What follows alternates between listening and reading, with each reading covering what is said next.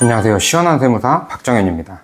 부동산 시장이 많이 얼어붙었다고는 하지만 그래도 부동산을 매매하는 분들은 많이 계십니다.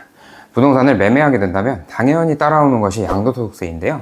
취득가액을 명확하게 알고 있는 경우라면 상관이 없지만 취득가액을 모르는 경우 주의하셔야 할 부분이 있어 알고 계셔야 합니다.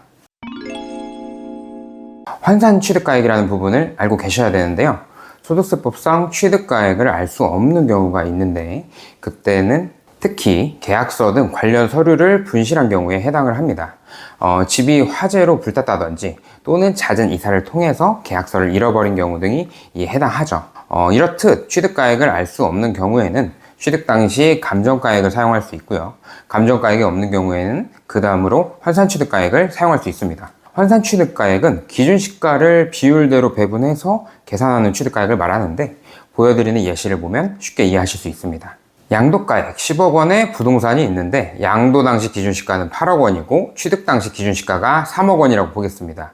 이때 양도 당시 기준시가와 취득 당시 기준시가의 비율대로 양도가액에 곱해주게 되면 환산취득가액을 구할 수 있습니다. 예시에서는 3억 7,500만 원 정도가 되겠네요.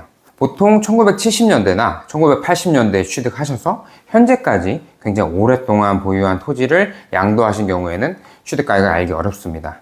그래서 보통 환산취득가액을 적용을 해서 양도세에 신고하고는 합니다.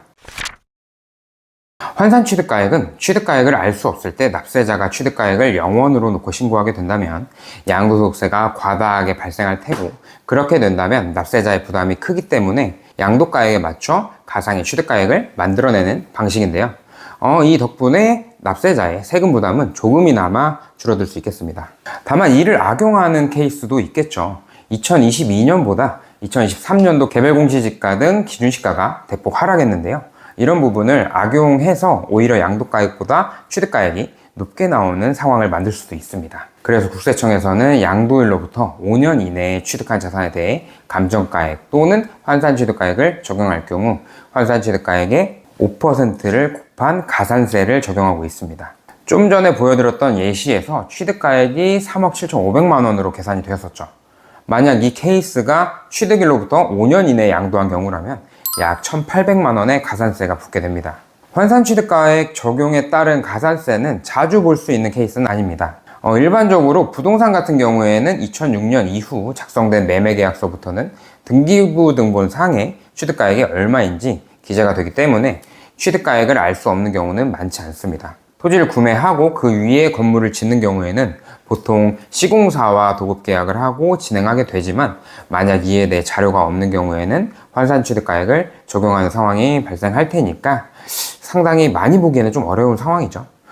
최근 진행한 신고 건 중에서 1세대 1주택 비과세를 받아서 양도소득세가 전혀 발생하지 않는 케이스가 있었습니다. 그런데 이 납세자분의 경우에는 취득가액에 대한 자료를 전혀 신경 쓰시지 않았고 목공 쪽에 종사하시다 보니까 아시는 분들에게 부탁을 하고 집을 짓게 되었는데요. 납세자의 말씀으로는 실제 공사비가 대략 4억 정도 늘었다고는 하는데 이에 대해 자료가 없어서 환산취득가액에 따른 가산세를 납부하시게 되었습니다. 그에 대한 환산취득가액은 약 6억 원 정도 되었고 환산취득가액의 5%에 해당하는 세금인 3천만 원의 가산세를 납부하시게 되었습니다. 양도소득세는 발생하지 않더라도 가산세는 부담하게 된 꼴입니다. 환산취득가액은 납세자의 부담을 줄여주기도 하지만 무분별한 악용을 막기 위해 가산세 제도를 두고 있습니다. 따라서 환산취득가액을 적용할 때에 유의하셔야 하니 참고하시기를 바라겠습니다.